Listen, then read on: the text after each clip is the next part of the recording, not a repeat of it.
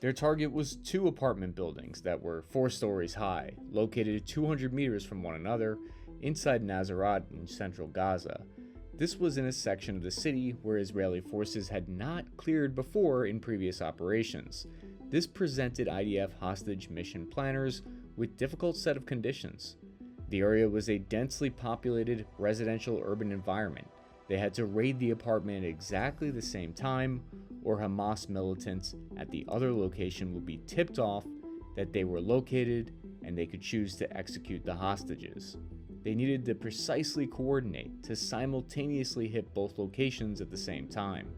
Using a code word over the radio is a tactic that can be used to time the breach. The Israeli Imam special operators reached the objective. There are a number of breaching options for dealing with locked doors like shotguns and explosives. However, it would have made the most sense for them to use a silent breaching tool like a crowbar. Once the Israeli troops breached, they lost the element of surprise. On the 3rd floor at the apartment where the 3 male hostages were being held, a firefight broke out.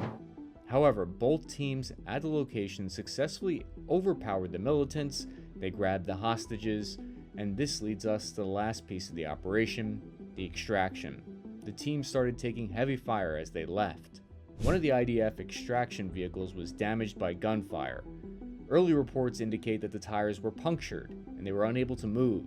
Israeli conventional forces started suppressing with airstrikes from above to clear their evacuation route and provided covering fire for the deadline vehicle.